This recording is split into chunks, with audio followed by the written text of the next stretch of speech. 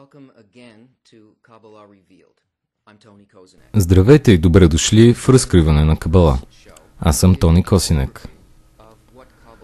В първото ни предаване направихме преглед на нещата, за които тя се отнася. Ако си спомняте, Кабала е за човек, който си задава въпроса: какъв е смисълът на живота ми? Нека видим къде ще отидем от тук нататък. Да започнем с определение на Кабала и разберем каква е дефиницията й и на къде ще ни насочи. Кабала е мъдрост, наука, която позволява на човек да почувства и узнае висшата реалност. Именно по този начин тя ни насочва към смисъла на живота. Но разбира се, това повдига въпроси. Какво е личността? Какво е човека? Какво е висша реалност? Кое дава възможност на човек да почувства, узнае и влезе в висшата реалност? Ако си спомняте, ние гледахме тази диаграма, в която видяхме, че живеем в рамките на цялостна, пълна реалност, която не зависи от нищо. Тя е неограничена, в която всичко е напълно взаимосвързано, която е изпълнена с безкрайна наслада, цялостно познание и е в отношение всичко, което съществува в действителността. Кабалистите, онези, които са постигнали цялостната система, ни казват, че с определена цел сме паднали от този начин на съществуване посредством система, наречена светове. Думата светове или уламим на иврит идва от корена елем, което означава да скрия, скриване. Ние сме слизали от тази пълна връзка с реалността, докато сме стигнали място, пресечна точка, наречена бариера. Тук нашето съществуване е много ограничено. Ние го наричаме наш свят. Нашият свят е място, където няма никакво усещане, за който и да е от тези светове, духовните светове. Тук е мястото, което се смята за физическия, материалния свят. Ако искате да разберете целта, смисъла на живота ви, би било добре, ако знаете какъв е бил планът. Изглежда, че това е нещо невъзможно. По-скоро е смешно някой да може да отговори на тези въпроси за целта и смисъла на живота. Но това е мястото, откъдето кабалистите тръгват. Онези, които са постигнали цялостната действителност, ни казват, че има план, замисъл за цялата реалност и цялото творение. Те казват, че целта на живота е да се създаде творение и то да бъде напълнено с безкрайна наслада.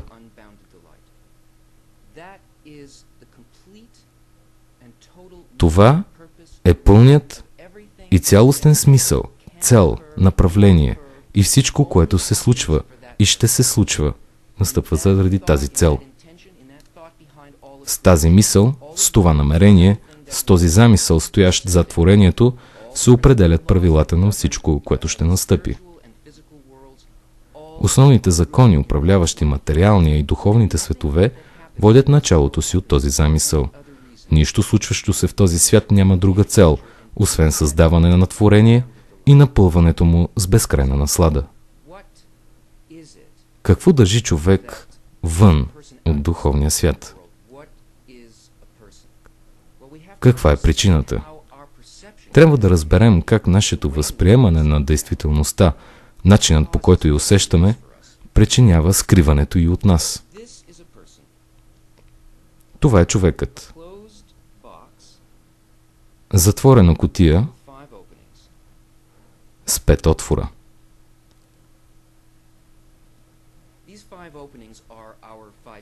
Тези отвори са нашите сетива. Около човек е висшата реалност, пълната реалност, духовното. И от тази цялостна действителност нещата достигат до нас. Това е външното проявление на нещо безформено, което достига до човек. И чрез петте си сетива, които притежаваме, определяме какво е това нещо. С други думи, от какво се състои реалността, според моите сетива. Този духовен обект доближава кутията, но нещо странно се случва тук. То всъщност не влиза вътре. Кутията е затворена система. Колкото и обектът да се опитва да влезе, той се удря в бариера, вид предавател, като тъпънчето, ретината или нерва на повърхността на кожата или пък вкусовия рецептор. Вместо обектът да бъде пропуснат, той бива ограничен и обработен с определена програма. Минавайки през програмата, информацията отвън се интерпретира по начин, по който можем да я разберем, съгласно определени принципи вътре в програмата.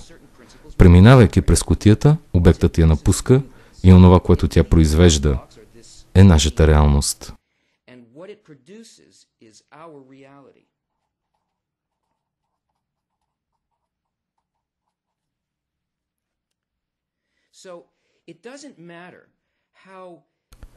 Няма значение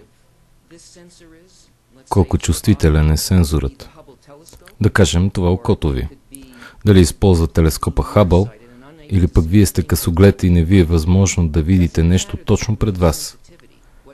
Нивото на чувствителност няма значение. От значение програмата.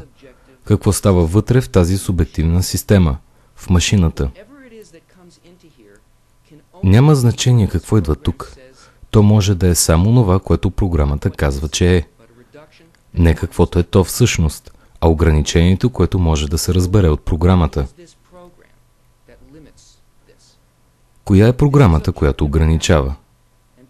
Това е обективната реалност. А това е ограничената част, която сме способни да възприемем. Тази програма се нарича егоизъм. Как това ще ми повлияе?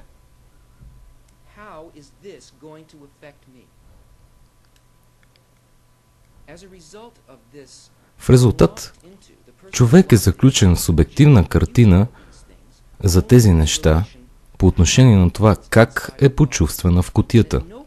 В нито един момент няма представа за съществуващото вън от тази програма. Имаме проблем, защото всяко от сетивата ни работи по една и съща програма.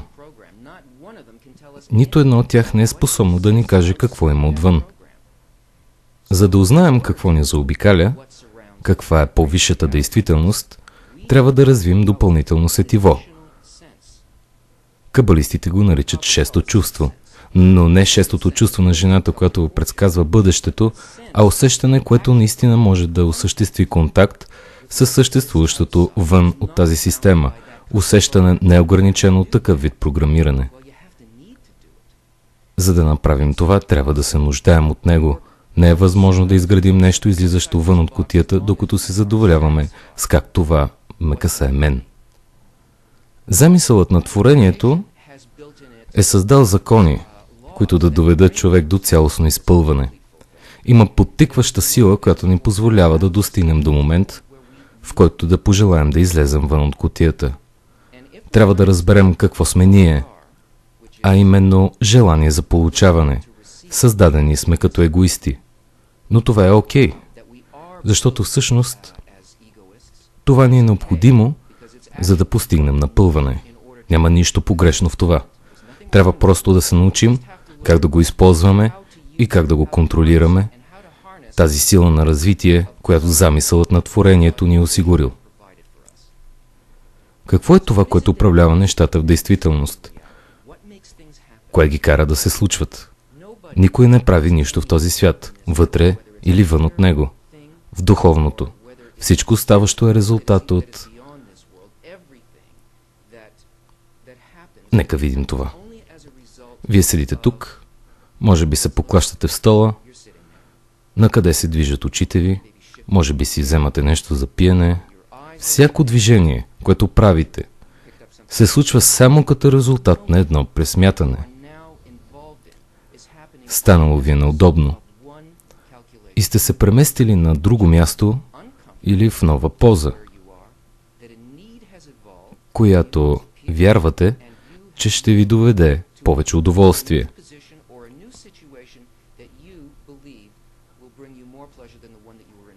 Удоволствието или неговата липса и силата на желанието е онова, което в действителност мотивира всичко, и то рано или късно ще изведе човек от материалния свят, от усещането за физическия свят, ограниченията, в които живеем, и страданието, вървящо с тях. Ако човек го използва правилно, това ще го тласне отвъд бариерата в духовния свят.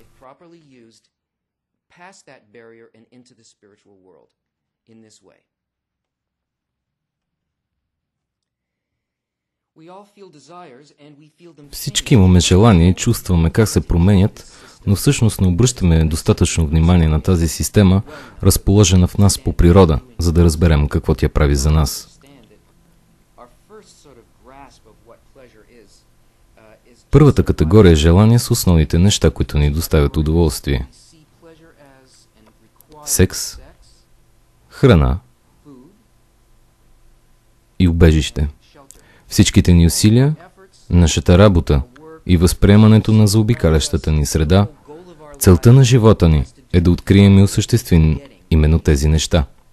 Това желание е общо за нас и животните. Не е насочено към други хора. Ние се стремим към това, за да оцелеем. Веднъж изпълнили тези желания, осъзнаваме, че живот е много повече от това. Не можем да се задоволим с него и се появява втората категория желания. Желанието за богатство. Богатството е натрупване на стремежите от първата категория, така че да не се притеснявам повече за тях. Вече мога да ги контролирам. Удовлетворявайки и тази амбиция, стигаме до въпроса, това ли е всичко, което мога да постигна? Обърнете внимание, това не е просто поява на друго желание, а на по-голямо желание. То обхваща предходното. С други думи, тук имаме малко желание и малко напълване. Тук желанието е пораснало и то изисква по-голямо удовлетворение. Първото е включено във второто. Ако не мога да се задоволя с богатство, ново желание се появява в мен. Желанието за власт. Това се случва с цялото човечество в историята. Целта на историческото развитие е била развиването на тези желания. Властта е способността да се контролират. И това, и това. Това е политическа власт, империя, контрол в работата ми.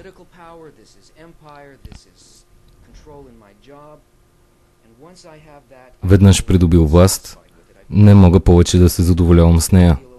Почвам да се чувствам празен, чувствам някаква липса. И четвърто желание се създава в мен още по-голямо и включващо всички тези. Това е знанието. Знанието е бариерата на това, което определяме като физически свят. Тези желания, първо, второ, трето и четвърто, се занимават с нещата, определени от нас като наслада. Онова, с което сме изпълнени, което би ни задоволило. Знание е науката, религията, изкуството, връхната точка на онова, което човечеството може да постигне. Всеки, който сериозно се е взел с това много голямо желание, открива рано или късно, че то също е празно. Че няма отговори в науката за истинските причини за нещата, които се случват. Няма отговори по отношение на смисъла. Има само механични отговори.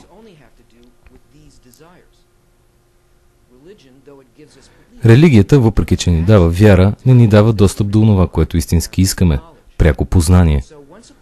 Когато човек се почувства празен, осъществявайки предходните стремежи, се случва нещо различно и много специално. Възниква ново желание, но не желание от този свят.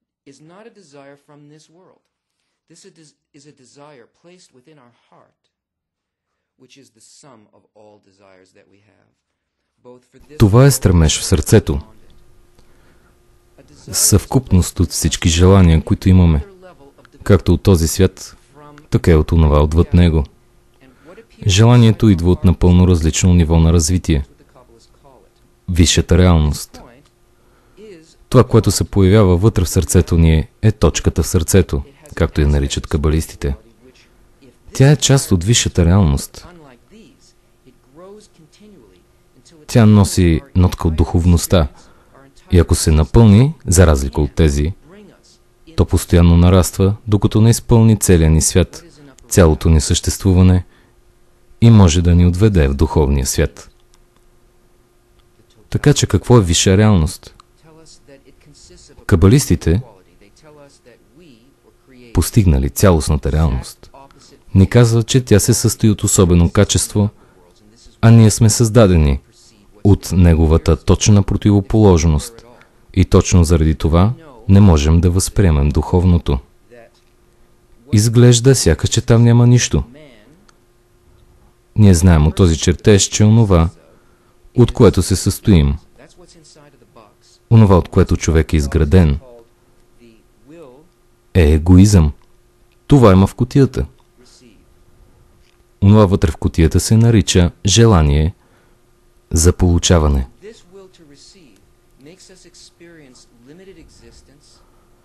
Заради него ние възприемаме ограничена реалност, страдания, изолация и всички неща, затрудняващи живота ни.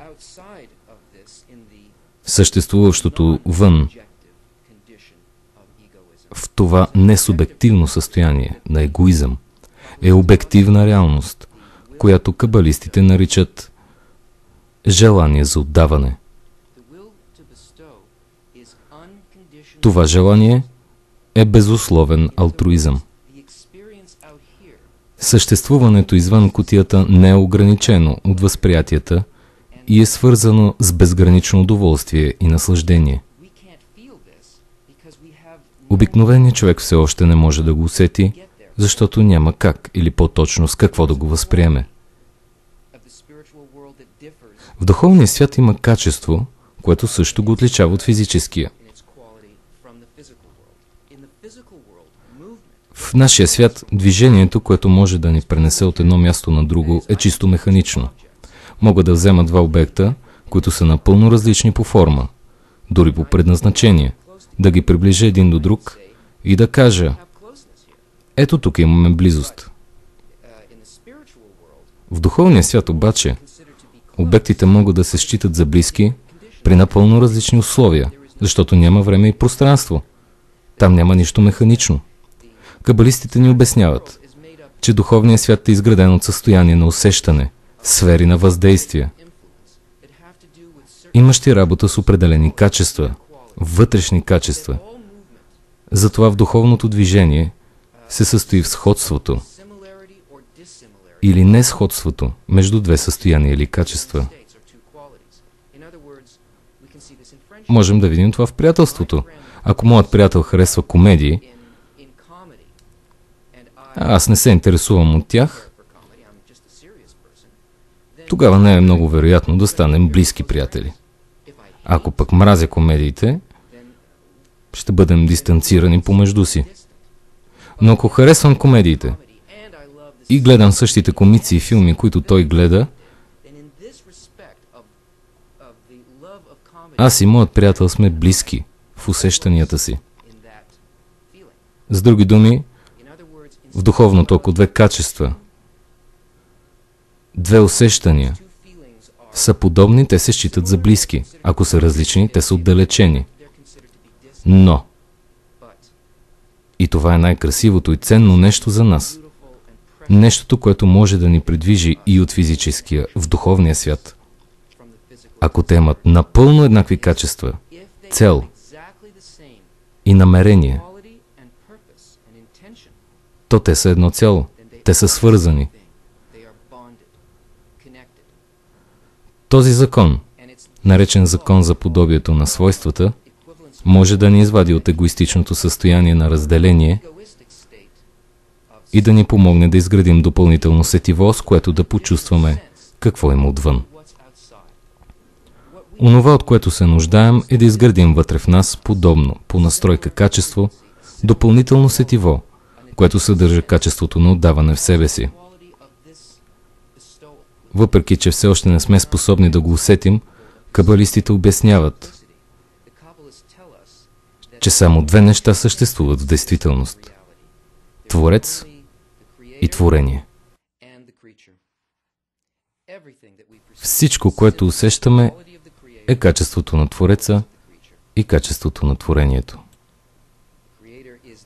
Творецът е висшия свят, а Творението – нисшия. Качеството на Твореца е желанието за отдаване. Качеството на Творението – желанието за получаване. Това е всичко, което съществува. Да излезем от кутията означава да се придвижим в духовното. Придвижване в духовното означава да променим тази характеристика, желанието за получаване на Творението, да става все по-сходно с качеството на Твореца. Начинът, по който реалността е била скрита от нас, чрез низхождението и през тези светове. Да кажем така, тези светове са създадени, за да показват съотношението между желанието за получаване и алтруизма. Цялата стълба, посредством която сме се спуснали в този свят, може да бъде изкачена, като просто променим нашето вътрешно качество за получаване. Егоизма ни, желанието да получаваме за себе си, постигайки все по-голям и по-голям баланс с желанието за отдаване. Всяко едно от тези състояния, стъпала на стълбата, представлява по-точно съотношение на алтруизма спрямо егоизма. Чрез подобно увеличение на сходството, чрез способността да усетиш какво наистина е отдаването, а именно да обичаш и подкрепяш всичко съществуващо и да изградя тази подобност в мен самия. С това си имат работа кабалистите.